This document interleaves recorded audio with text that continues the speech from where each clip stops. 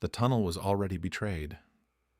Peter Lund stood in the basement beneath a tweed clothing shop in Vienna, watching British engineers lower monitoring equipment into the narrow passage that disappeared into darkness below. 21 meters of hand-dug tunnel stretched beneath the city streets, heading directly toward Soviet-controlled territory. In a few weeks, MI6 would be listening to every phone call made by Soviet Army headquarters in Vienna.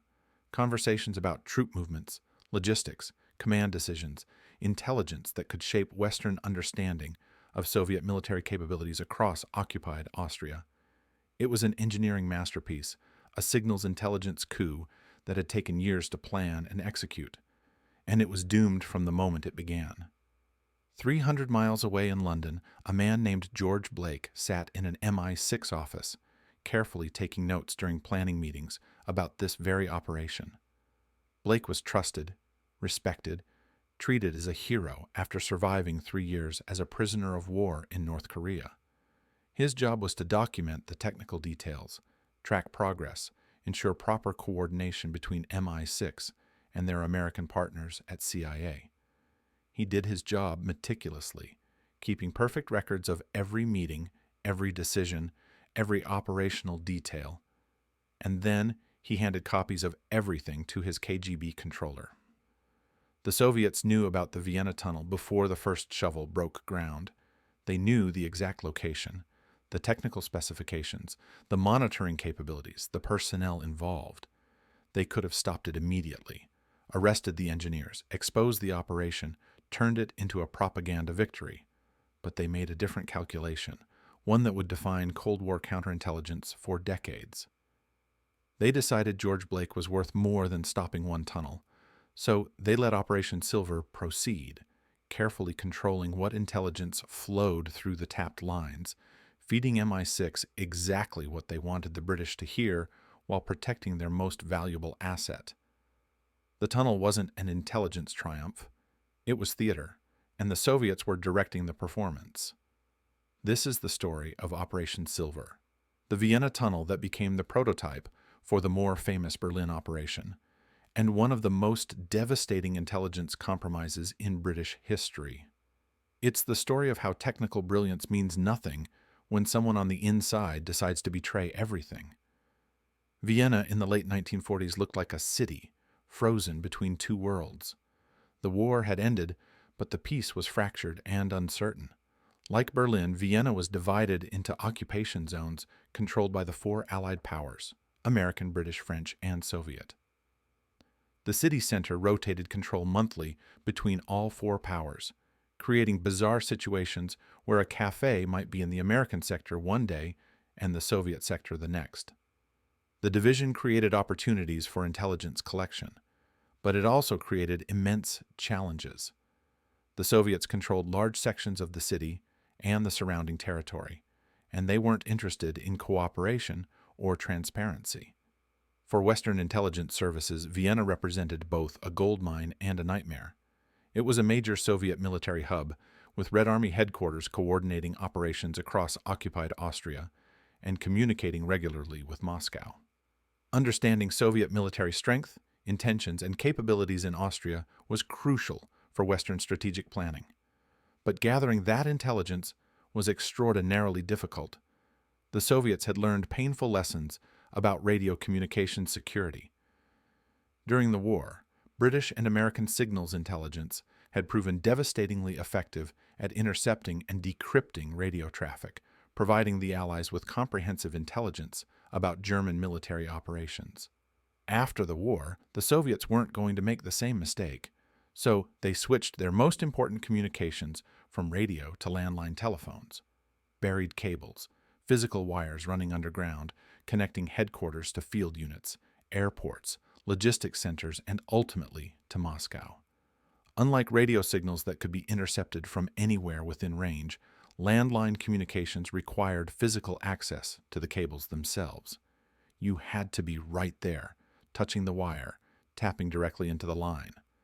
For Western intelligence, it was like going blind. One of their most productive sources of Soviet military intelligence simply disappeared.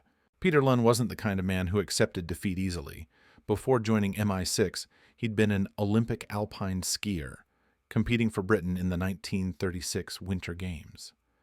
During World War II, he'd been captured and held as a prisoner of war in Germany, then escaped from a Nazi camp. He joined British intelligence after the war, and by the late 1940s had risen to become head of MI6's Vienna station. Lund understood the intelligence value of Vienna's position, and he understood the problem of the Soviet landline communications. So he started looking for solutions. The breakthrough came from careful observation and a bit of luck. Lund discovered that beneath the French and British sectors of Vienna, there were telephone cables that connected Soviet field units, airports, and command posts back to Soviet Army headquarters in the city. The cables had to cross through Allied-controlled territory to complete their routes, which meant theoretically they could be accessed without actually entering the Soviet zone. The question was how to tap into underground cables without the Soviets noticing the breach. The answer was a tunnel. Not a large infrastructure project that would attract attention, but a carefully engineered covert excavation that would allow British technicians to reach the cables, attach monitoring equipment, and intercept communications without interrupting service or creating any indication that the line had been compromised. It was audacious, technically challenging, and potentially catastrophic if discovered. The Soviets would consider it an act of espionage on sovereign territory, a violation of post-war agreements, grounds for major diplomatic crisis. But the intelligence value was too significant to ignore. Lund assembled a team of specialists. Peter Montagnon joined from MI6. Major John Edward Wyke, a career SIS officer with engineering background, took on the technical planning. Telecommunications experts came from the BPO research station at Dollis Hill in London, bringing sophisticated monitoring equipment and expertise in cable tapping without detection.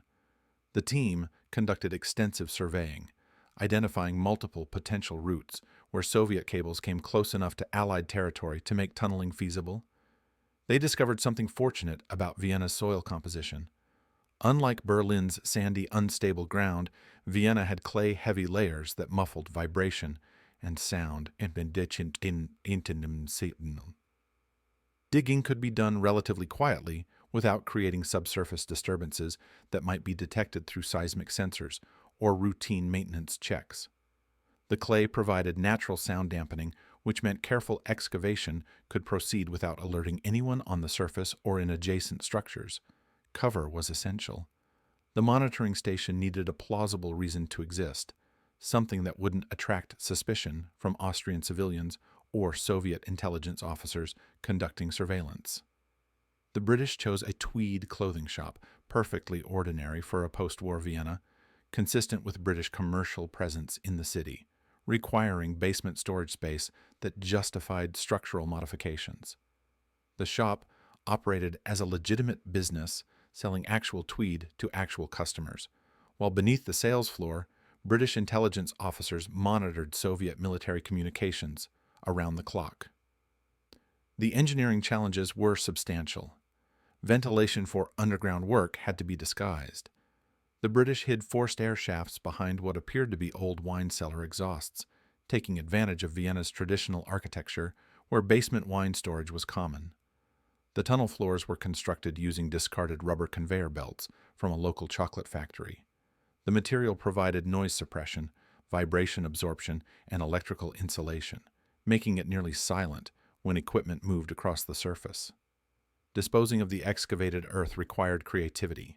You can't dig a tunnel without removing substantial amounts of soil, and large quantities of dirt appearing near a commercial building would attract attention. The British solution was elegant and nearly undetectable.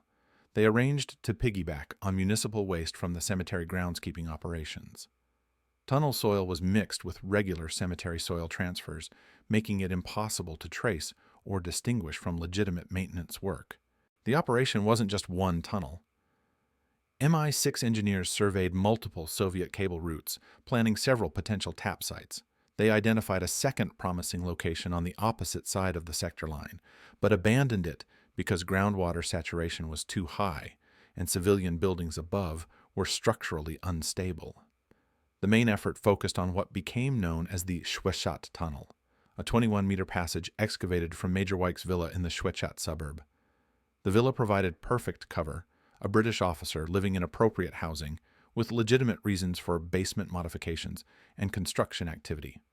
By 1949, Operation Silver was active. British technicians had successfully tapped into Soviet Army telephone lines without detection. The precision instrumentation allowed them to clamp monitoring devices directly onto active cables without interrupting service, without creating voltage drops or signal degradation that would alert Soviet communications officers. The tap was invisible, and the intelligence started flowing. What MI6 collected was valuable, especially during the Korean War period. Soviet troop movements across Austria, logistics and supply information showing garrison strength and equipment status, command structure insights revealing who reported to whom, which units were considered elite, which commanders had Moscow's confidence, rotations of armored and infantry divisions, morale reports, and discipline cases that indicated how Soviet forces actually functioned versus official propaganda, local security measures, and Soviet reactions to Western diplomatic moves. It was exactly the kind of tactical and operational intelligence that helped Western analysts understand Soviet military capabilities and intentions. The operation ran for years, from 1949 through 1955, providing steady intelligence collection with no indication that the Soviets suspected anything. Daily briefings went to London, analysts pored over transcripts of intercepted conversations. Pattern analysis revealed Soviet organizational structures and communication protocols. The Vienna Tunnel was considered one of MI6's most successful signals intelligence operations of the early Cold War. Peter Lunn had every reason to be proud of what his team had accomplished. But there were small anomalies, odd patterns that analysts noticed but couldn't quite explain. The Soviet communications seemed strangely routine.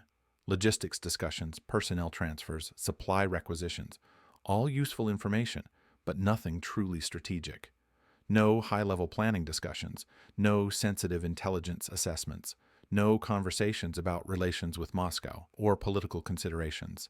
Just workmanlike military administration. Some analysts thought Soviet officers were simply being professionally cautious. Others wondered if, maybe the most important conversations happened through different channels. Nobody seriously suspected that the entire operation was compromised. Before we go further into what happened next, I want to let you know what this channel is about. Every single day, we bring you real spy stories, operations where brilliant planning meets human betrayal, where technical superiority gets defeated by someone on the inside, where the truth is stranger and more disturbing than any thriller novel. If you're fascinated by the real tradecraft of espionage, the actual operations that shaped the Cold War, and the human cost of intelligence work, hit that subscribe button and turn on notifications.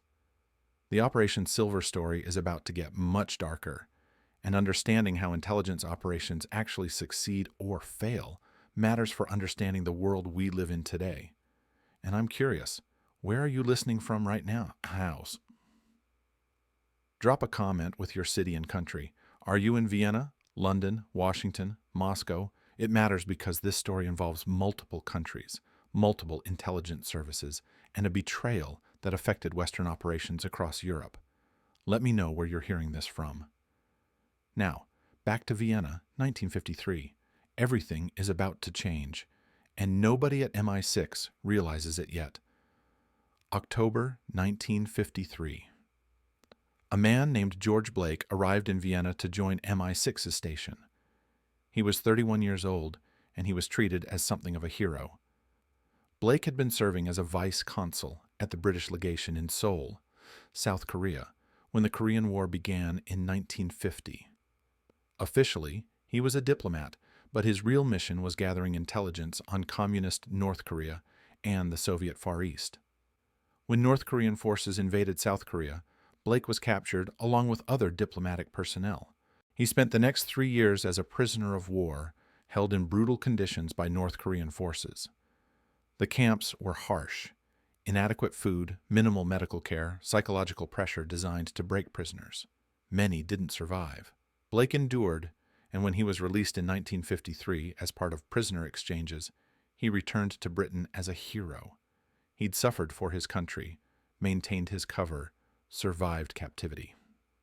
MI6 welcomed him back, gave him time to recover, and then assigned him to Vienna Station, where he could use his intelligence experience in a less physically demanding environment. Nobody suspected that George Blake had changed during his captivity. There was no obvious sign of it. He passed debriefings. He seemed psychologically stable. He wasn't acting strangely or showing symptoms of trauma. But something fundamental had shifted during those 3 years in North Korean camps. Blake had converted to communism, not because he was tortured or blackmailed or coerced. He made a voluntary ideological decision that the Soviet system was morally superior to Western capitalism, and that serving the communist cause was the right thing to do. Before his release, Blake had been recruited by Soviet intelligence, specifically the Ministry of State Security, the MGB, which would later become the KGB. They gave him the codename Agent Diomid. When Blake returned to Britain and resumed his MI6 career, he was already working for the other side. Every classified document he saw, every operation he learned about, every agent identity he discovered, all of it went to his Soviet handlers. Blake was a double agent in the most complete sense. He held security clearance, he had access to sensitive intelligence, and he was systematically betraying everything. When Blake joined MI6's Vienna station in October 1953, one of his responsibilities was learning the details of Operation Silver. He needed to understand the existing operations in his area of operations, coordinate with the technical team, stay informed about intelligence collection priorities. It was normal onboarding for a returning MI6 officer, and Blake performed his duties perfectly. He asked the right questions, took detailed notes, familiarized himself with the tunnel operation, the monitoring procedures, the communication protocols, and then he told the KGB everything. Location of the tunnel, technical specifications of the taps, personnel involved, what communications were being intercepted, how the intelligence was being analyzed. He gave his Soviet handlers a complete operational briefing on one of MI6's most sensitive intelligence collection programs. The KGB faced a difficult decision. They could shut down the operation immediately, send Soviet military engineers to inspect the cables, discover the taps, expose the espionage, create a diplomatic crisis that would embarrass the British. It would be a propaganda victory and would eliminate a source of intelligence leakage.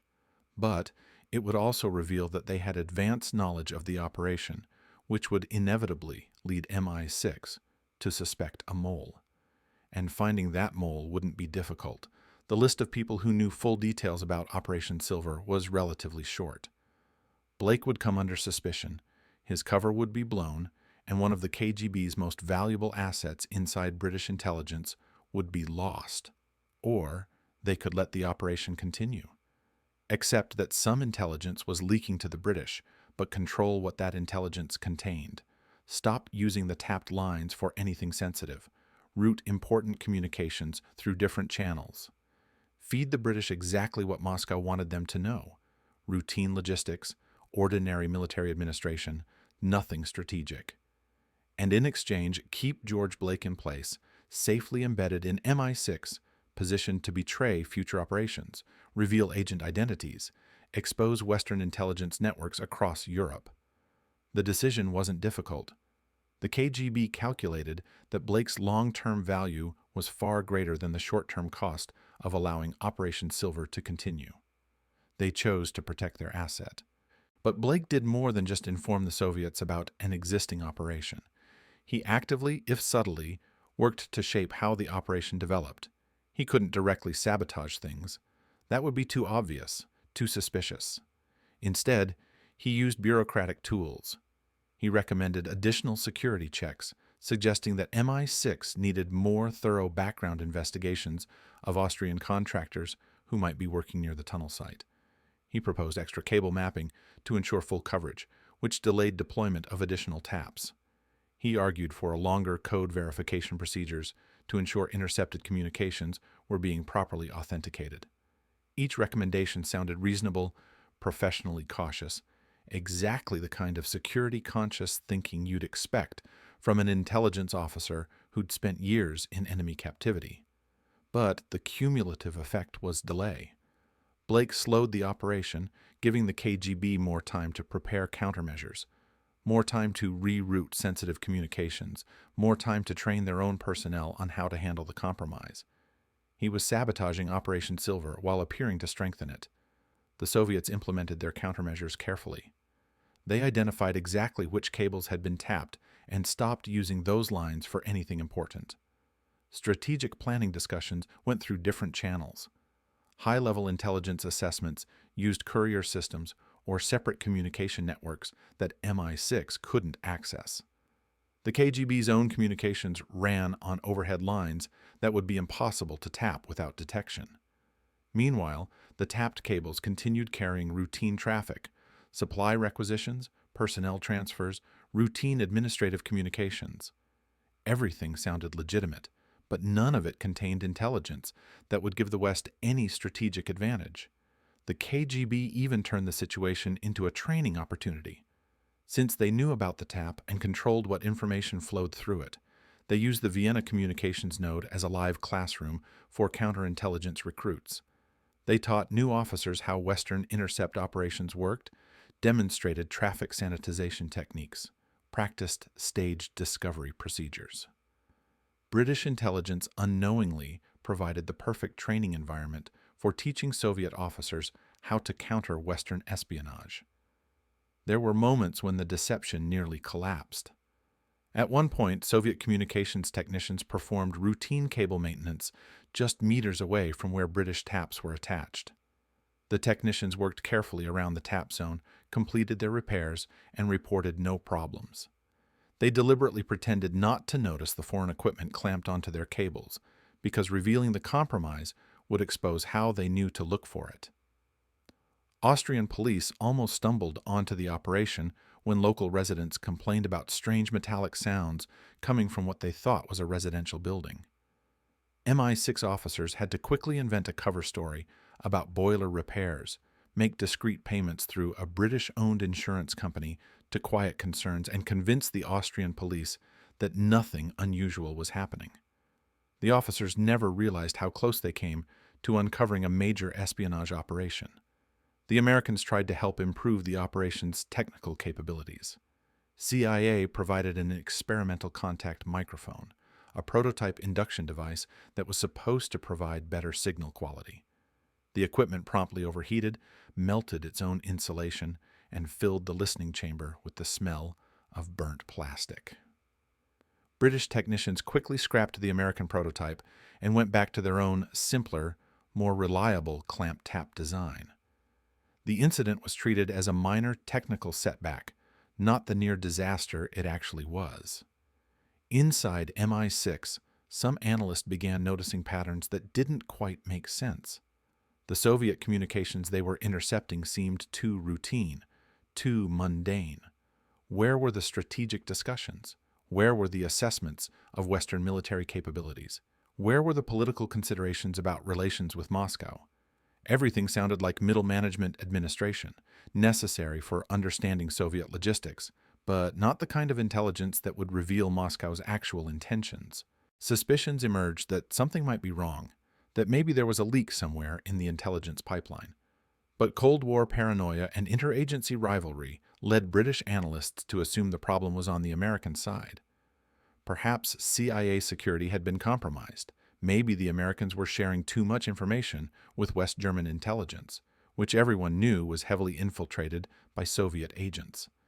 The idea that MI6 itself had been penetrated, that one of their own officers was a Soviet agent, seemed too improbable to seriously investigate. The institutional arrogance that had defined British intelligence for centuries made them blind to the traitor in their own ranks. George Blake continued his work, careful and methodical, passing intelligence to his KGB handlers, documenting British operations, identifying agents who were working in Eastern Europe, revealing recruitment targets and operational plans. He moved through MI6's bureaucracy, gaining trust, earning respect, building a reputation as a dedicated officer who'd proven his loyalty through years of hardship in a North Korean prison camp. Nobody suspected. The perfect cover isn't a clever disguise. The perfect cover is a story people want to believe. In 1955, Austria regained full sovereignty. The occupation ended, Allied forces withdrew, and Austria became an independent, neutral state. Operation Silver had to shut down, not because it was discovered, but because there was no longer any legal framework for continuing intelligence operations on Austrian soil. The British closed the tunnel, deactivated the monitoring equipment, shuttered the Tweed shop, and quietly withdrew. The operation had run for 6 years, from 1949 to 1955, collecting what MI6 believed was valuable intelligence on Soviet military operations in Central Europe. But the Soviets never had to discover the Vienna Tunnel. They never had to stage the dramatic exposure that would later characterize the Berlin Tunnel's end. Operation Silver simply concluded on its own terms, and MI6 walked away thinking they'd successfully executed one of the most productive signals intelligence operations of the early Cold War. They had no idea that everything they'd collected had been carefully controlled by the KGB, filtered and sanitized to protect George Blake. And Blake? He wasn't done. In 1955, MI6 sent him to Berlin, where he was tasked with recruiting Soviet officers as double agents. It was an assignment that gave him access to even more sensitive information. And the Americans and British were planning something ambitious in Berlin, a tunnel operation, much larger than Vienna's, that would tap into Soviet communications on a scale never attempted before. The operation was called Gold by the Americans, Stopwatch by the British. And George Blake would be sitting in the planning meetings, taking notes, preparing his reports. The Soviets already knew. They'd always known. Because the traitor was already in the room. December 1953, a conference room at No. 2 Carlton Gardens in London. British and American intelligence officers gathered for planning meetings about what would become the most ambitious Cold War espionage operation attempted up to that point. The Berlin Tunnel, Operation Gold to the Americans, Operation Stopwatch to the British, would make the Vienna operation look modest by comparison.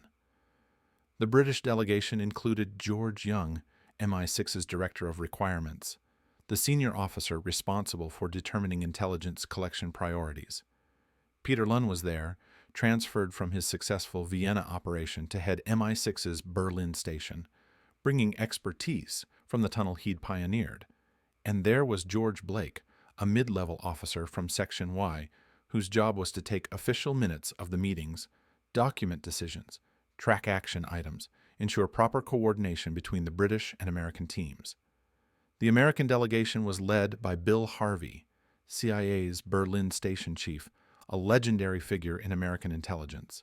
Harvey was a character straight out of Pulp Fiction, a former FBI agent who'd left under questionable circumstances, joined the fledgling CIA, and risen through aggressive operational successes.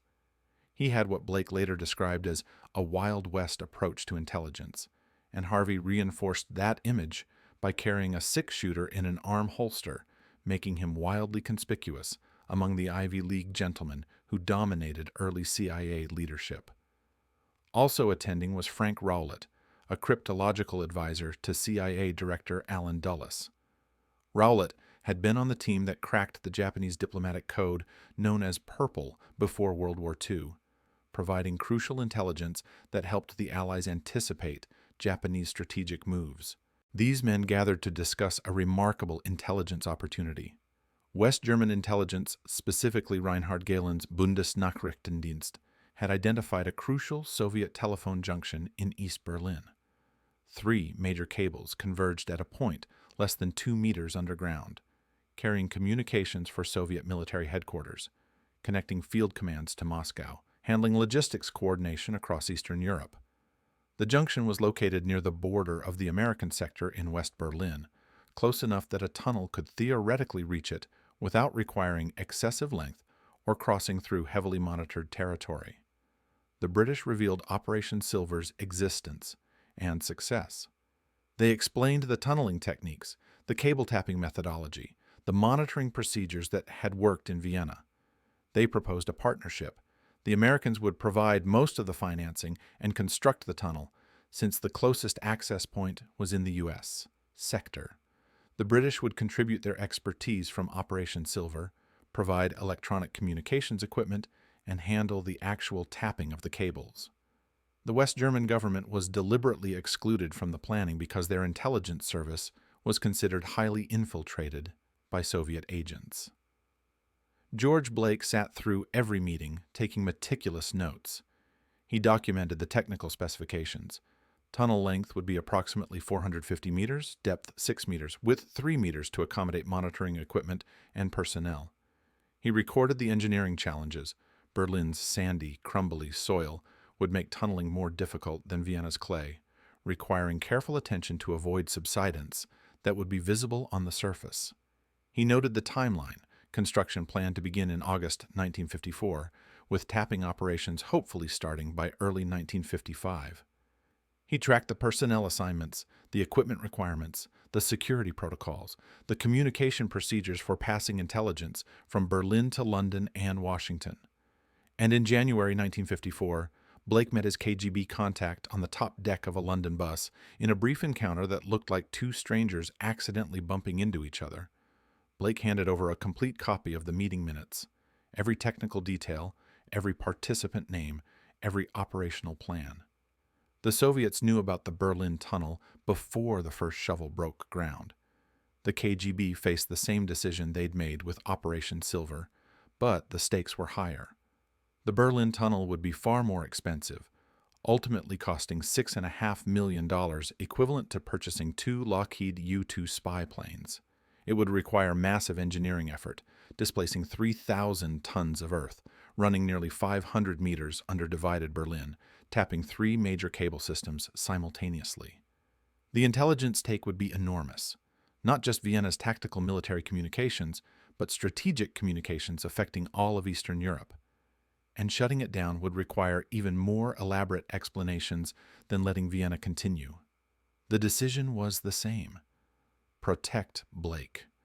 The KGB determined that Blake's position inside MI6, his access to ongoing operations and future plans, his ability to identify Western agents working in the Eastern Bloc, his potential to betray recruitment targets, and operational techniques, all of that was more valuable than stopping one tunnel, no matter how ambitious.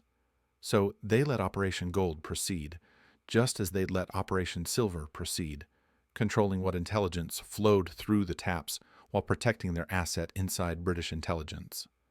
Construction began in August 1954. American engineers and CIA officers, working from a warehouse in the American sector of West Berlin, started digging toward East Berlin. The tunnel had to run under the boundary between sectors, beneath the future route of the Berlin Wall, to reach the Soviet cable junction. The work was difficult and dangerous. Berlin's soil composition made the tunnel vulnerable to collapse. The digging had to be quiet enough to avoid detection by East German security patrols. The workers had to monitor constantly for signs of subsidence that would reveal the excavation to anyone watching the surface. By February 1955, 8 months after breaking ground, the tunnel was complete. British technicians, including specialists who'd worked on Vienna's operation, moved in to install the monitoring equipment. 600 tape recorders stood ready to capture intercepted communications. The equipment represented a massive investment in signals intelligence technology, and there were quiet jokes among the planners about whether they were affecting the global market for recording tape. The actual tapping of the cables happened in May and August 1955. This was the most delicate part of the entire operation. The technicians had to penetrate the cable shielding, attach monitoring clamps, and ensure proper signal capture without interrupting service or creating pressure changes that would alert Soviet communications officers. One analyst later wrote that the tap installation was the riskiest moment of the entire venture. If Soviet monitors happened to be watching signal quality at that exact instant, they would see anomalies that would require investigation. But the taps went in successfully, and the intelligence started flowing. 90,000 communications intercepted over the next 11 months. 50,000 tapes produced. 250. Russian émigré translators working around the clock in London, processing the recordings, identifying speakers, tracking conversations. Daily briefings went to Washington.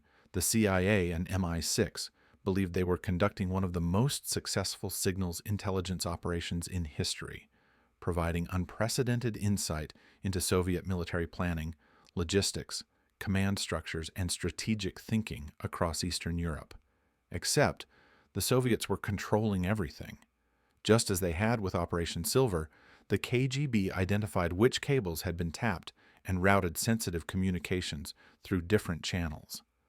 High-level strategic discussions went through courier systems, or the KGB's separate overhead lines that couldn't be tapped without obvious detection.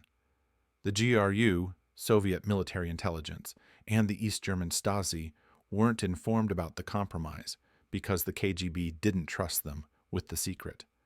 Those agencies continued using the tapped lines for routine communications, genuinely unaware that every word was being monitored. But anything truly important, anything that would give the West genuine strategic advantage, never touched those cables. Why didn't the Soviets use the opportunity to feed disinformation? Why not deliberately pass false intelligence through the tapped lines, misleading Western analysts about Soviet capabilities and intentions? Because the risk to Blake was too great.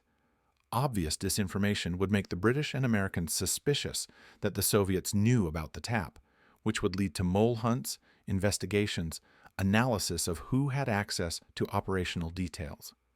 The KGB valued Blake so much that they feared his exposure more than they feared a breach of their routine military communications. So they kept the traffic flowing normally, just without anything important. George Blake received a transfer in 1955, moved from Berlin to a new assignment. This freed the KGB to finally discover the tunnel without risking Blake's cover.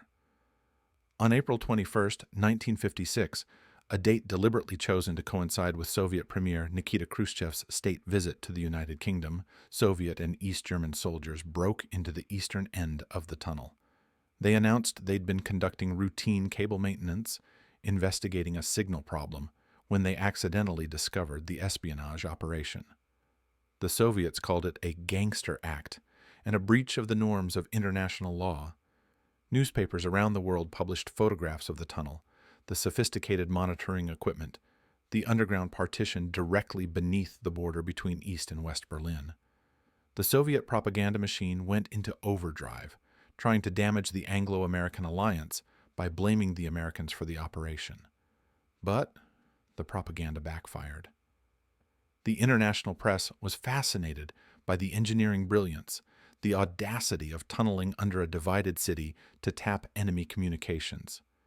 The CIA and MI6 actually gained more positive publicity from the tunnel's discovery than the Soviets did from exposing it. What nobody outside the KGB and Blake himself knew was that the accidental discovery had been rehearsed multiple times. Soviet soldiers had practiced in their barracks how to act surprised, what statements to make, how to photograph the evidence for propaganda purposes. The discovery was choreographed, scripted, planned months in advance. It was theater, performed for an international audience, with everyone except the actors believing it was spontaneous. The Americans and British treated the exposure as an operational loss. They'd been running successful intelligence collection for 11 months, and now it was shut down. Disappointing, but that's how espionage works.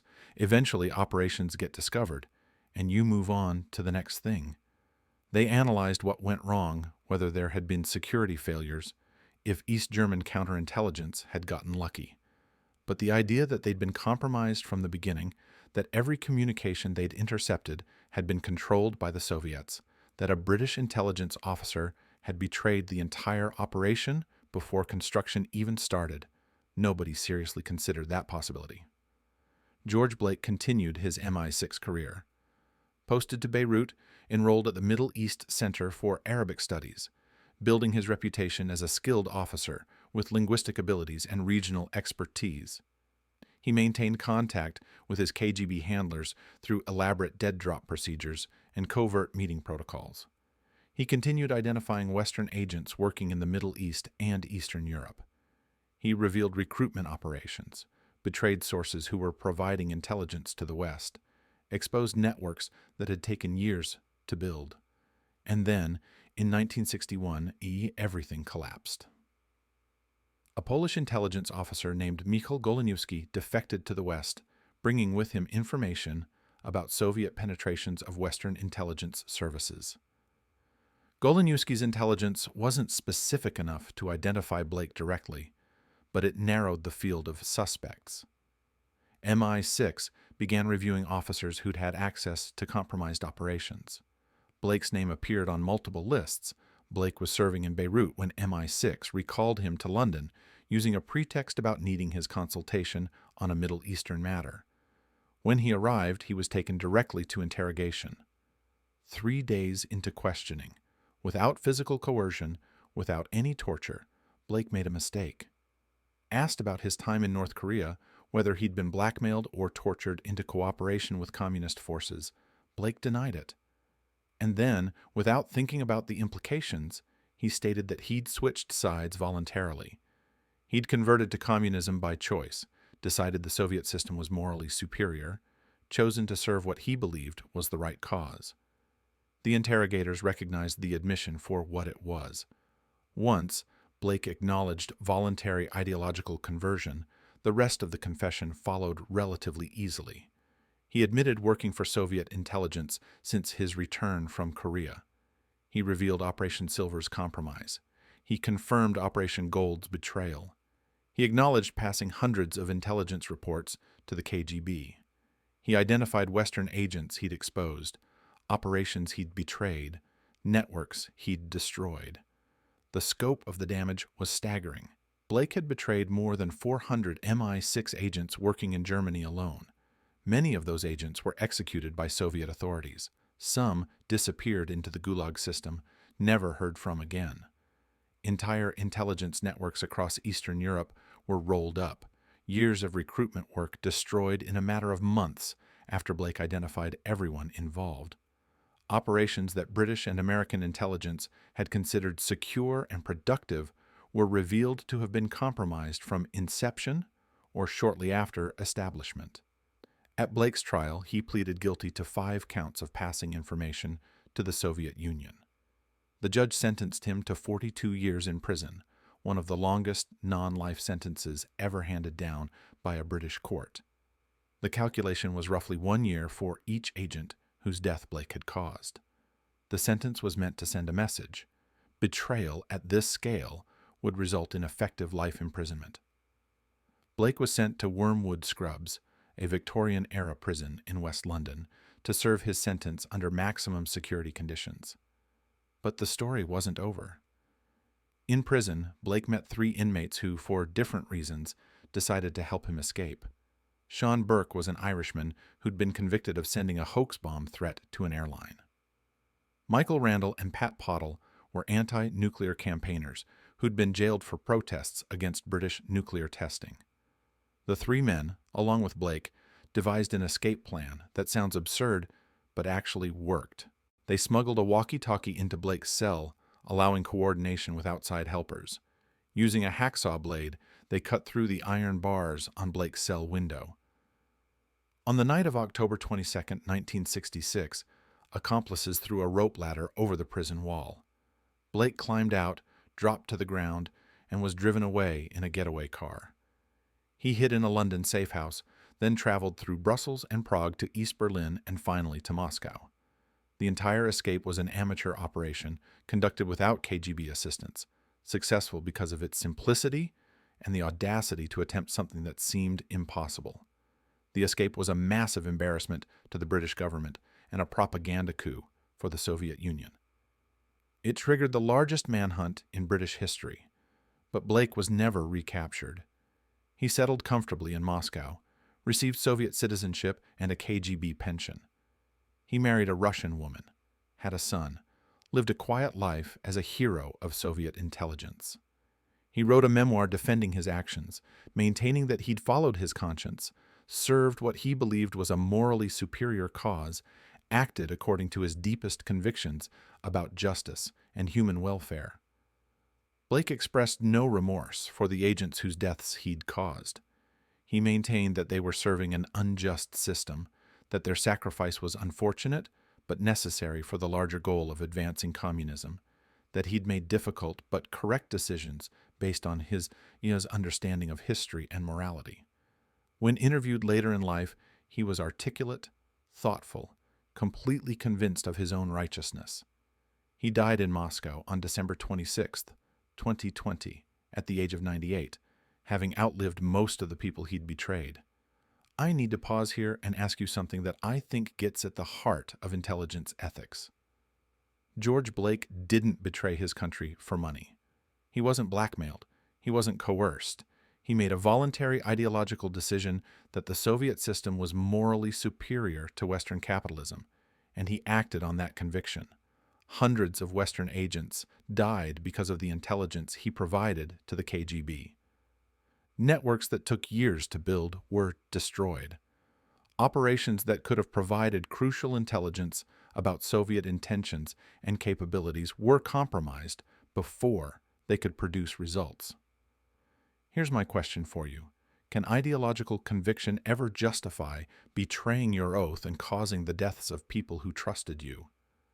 Blake genuinely believed he was serving a higher cause, following his conscience, acting on deeply held moral principles. Does that belief excuse or explain or in any way justify what he did? Drop your thoughts in the comments below, because I'm genuinely curious how people weigh principle against loyalty, belief against duty, personal conviction against collective consequence. Is there any ideology that justifies that kind of betrayal? Now, back to the aftermath of Blake's exposure and what it revealed about Operations Silver and Gold. When Blake's full confession became known to MI6 and CIA leadership, the implications were devastating. Both Operation Silver and Operation Gold had to be completely reevaluated. Every piece of intelligence collected through those operations was now suspect.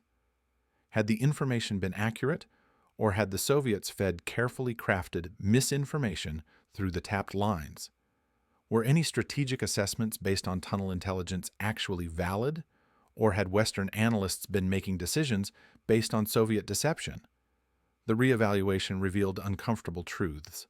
Most of the intelligence from both tunnels was genuine, in the sense that it reflected actual Soviet military communications. The logistics discussions were real.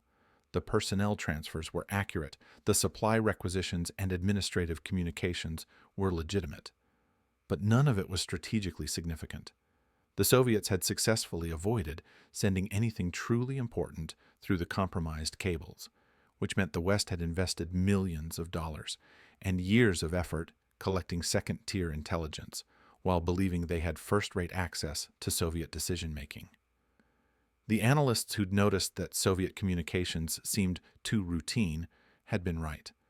The patterns that didn't quite make sense, the absence of high-level strategic discussions, the mundane nature of most intercepts, all of it was explained by Soviet control of what intelligence flowed through the tapped lines.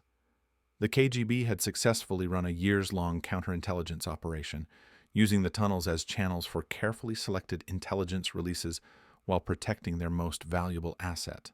The counterintelligence implications were profound.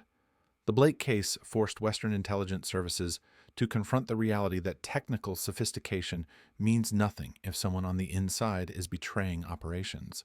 You can build perfect tunnels, install flawless monitoring equipment, employ brilliant analysts, and a single trader can render everything useless. The insider threat is permanent, inherent to intelligence work, impossible to completely eliminate. Blake's betrayal extended far beyond the tunnels. During his time in Berlin, his assignment had been recruiting Soviet officers as double agents. Instead of recruiting Russians to work for the British, he'd been identifying potential recruitment targets and immediately telling the KGB who was being approached. Western intelligence had walked directly into traps, approaching officers who they thought might be vulnerable to recruitment, unaware that the KGB already knew about the approach and was preparing countermeasures. Blake had also provided the Soviets with detailed information about how MI6 conducted agent handling, what recruitment techniques were used, how communications with sources were maintained, what security protocols were supposed to protect agent identities. This tradecraft information allowed the KGB to identify other Western intelligence operations by recognizing the patterns of contact and communication. Even operations Blake didn't personally know about could be compromised because the Soviets understood Western methodology. The damage extended across Eastern Europe. Blake had access to information about networks in East Germany, Poland, Czechoslovakia, Hungary. He'd identified agents, revealed communication methods, exposed safe houses, and dead drop locations. Western intelligence had to assume that essentially everything behind the Iron Curtain was compromised and needed to be rebuilt from scratch. Agents who could be evacuated were pulled out. Operations that could be shut down cleanly were terminated. But many sources simply disappeared, arrested by security services, sentenced in closed trials, executed or sent to labor camps. Operation Silver's failure remained relatively quiet. The Vienna tunnel had already shut down by the time Blake was arrested, and it had ended without dramatic Soviet exposure, so there was less public awareness of its existence. The British government was content to let Operation Silver fade into obscurity, overshadowed by the more famous Berlin Tunnel. Less public scrutiny meant less embarrassment about MI6's security failure. But within intelligence communities, both operations became case studies in counterintelligence failure. They demonstrated that asset protection, keeping your own people loyal and secure, matters more than collection capabilities. They proved that the KGB was willing to accept short-term intelligence losses to protect long-term assets. They showed that ideological conviction can motivate betrayal as effectively as financial incentive or personal blackmail. The case prompted security reforms across Western intelligence services. Vetting procedures were enhanced, with more attention paid to psychological factors and ideological orientation.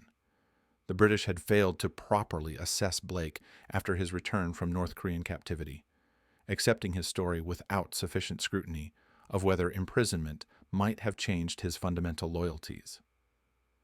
New procedures required extensive psychological evaluation after any period of captivity or extended exposure to hostile ideological pressure. Compartmentalization was strengthened. The principle that people should only know information necessary for their specific role was reinforced. Blake had been able to cause massive damage partly because he had access to information beyond what he strictly needed for his assignments. Better compartmentalization wouldn't prevent all betrayals, but it would limit how much damage a single traitor could cause. Continuous monitoring became standard. Rather than vetting someone once and assuming continued loyalty, intelligence services implemented ongoing assessment of personnel with sensitive access. Changes in behavior, financial status, personal relationships, travel patterns, all became subjects of routine monitoring designed to identify potential security risks before they could cause damage. But the uncomfortable truth remained that no security system is perfect. Determined ideological traitors are extraordinarily difficult to detect because they're not motivated by factors that create obvious security vulnerabilities. Blake didn't live beyond his means, didn't have unexplained financial resources, didn't engage in risky personal behavior. He was a dedicated professional who happened to be serving two masters, and one of those masters remained invisible to everyone around him. The civilian aftermath of the tunnel operations had its own strange epilogue. After the Soviets publicly announced the Berlin Tunnel's discovery, local Germans, both East and West, became fascinated by the installation. Some enterprising Austrians, having heard about the Vienna Tunnel's existence through intelligence community rumors, tracked down its location after the operation was shut down. Within days of Operation Silver becoming known in certain circles, civilians looted whatever remained accessible. Copper wiring was stripped and sold. Wooden support planks were removed. Metal fasteners and fixtures disappeared into the civilian economy. Today, pieces that allegedly came from the Vienna tunnel circulate in Austrian military collector markets, though authentication is obviously difficult. The long-term legacy of Operations Silver and Gold is complex. From a technical perspective, they demonstrated that signals intelligence could be collected through physical cable tapping, that elaborate underground operations were feasible, that sophisticated monitoring could be maintained for extended periods without detection. The engineering achievements were genuine and impressive. The techniques pioneered in Vienna and Berlin influenced later intelligence operations, proving that creative technical solutions could overcome surveillance challenges. From an intelligence perspective, the operations provided some valuable tactical information, even if the strategic intelligence was carefully controlled by the Soviets. Understanding Soviet military logistics, organizational structures, and routine operations had value for Western planning. The intelligence wasn't worthless, just not as valuable as it would have been without Blake's betrayal. From a counterintelligence perspective, the operations were catastrophic failures that took years to fully understand and longer to recover from. They demonstrated vulnerabilities in personnel security, weaknesses in compartmentalization, and the permanent challenge of the insider threat. The lessons learned shaped intelligence practices for decades. If you've made it this far, thank you for diving into one of the most complex counterintelligence failures of the Cold War. This channel brings you spy stories every single day. Not Hollywood fiction, but real operations where brilliant technical achievements get undone by human betrayal, where the insider threat proves more dangerous than any external enemy, where the tradecraft of espionage meets the psychology of betrayal. If you haven't subscribed yet, hit that button now, because the world of intelligence work has endless layers of deception, and we're peeling them back one operation at a time. Turn on notifications so you never miss an episode. So here's my final question for you, and I think it's crucial for understanding how intelligence actually works. Operation Silver and Operation Gold cost millions of dollars, involved years of planning and execution, required engineering genius and technical sophistication, employed hundreds of people, produced thousands of hours of intercepted communications. And almost from the beginning, they were compromised by a single traitor who gave the Soviets complete operational knowledge. Should Western intelligence have focused more on protecting their own people instead of building elaborate technical collection systems? What matters more, the ability to collect enemy communications or the ability to keep your own operations secure? Where should intelligence resources be concentrated, on offensive operations or defensive counterintelligence? Drop your answer in the comments below. The truth that Operation Silver and Gold revealed is uncomfortable but essential. In intelligence work, you can build the perfect tunnel, install the most sophisticated taps, employ the best analysts, and create the most elaborate collection architecture. But if someone on the inside decides to betray you, none of it matters. The enemy already knows. They're controlling what you see, feeding you what they want you to know, protecting what really matters. Peter Lund's engineering triumph in Vienna was genuine. The technical team's success in tapping Soviet cables without detection was real. The intelligence analysts who processed thousands of hours of intercepted communications were doing their jobs professionally and competently. But George Blake rendered all of that effort meaningless by walking into a meeting room in London, taking notes, and handing those notes to a KGB controller on the top deck of a bus. The final image that stays with you from this story is Blake himself, comfortable and unrepentant in Moscow, living until age 98, receiving his KGB pension, maintaining until the end that he'd followed his conscience and served what he believed was a just cause. He outlived most of the agents he betrayed. He suffered no consequences beyond a prison term he escaped. He lived a long, comfortable life while the people who trusted him died in Soviet prisons or were executed in basement interrogation rooms. The Soviets won the Vienna Tunnel battle not through technical superiority or better engineering or more sophisticated signals intelligence. They won because they had someone on the inside who told them everything, and they were smart enough to protect that source at the expense of short-term tactical advantage. They calculated that one well-placed traitor was worth more than stopping 100 operations. And they were right. That's the lesson of Operation Silver. Technical brilliance means nothing when human loyalty fails. The perfect tunnel becomes a perfect deception when the enemy knows it exists. And the most devastating weapon in intelligence warfare isn't sophisticated technology or brilliant tradecraft. It's someone on your own side who decides to serve the other team. In Vienna, pieces of the tunnel still circulate as collector's items. In Berlin, parts of Operation Gold are preserved in museums, but the real legacy isn't the physical artifacts. It's the understanding that in espionage, the enemy within is always more dangerous than the enemy across the border. And that lesson remains as relevant today as it was in 1953, when George Blake first walked into that planning meeting and betrayed everything.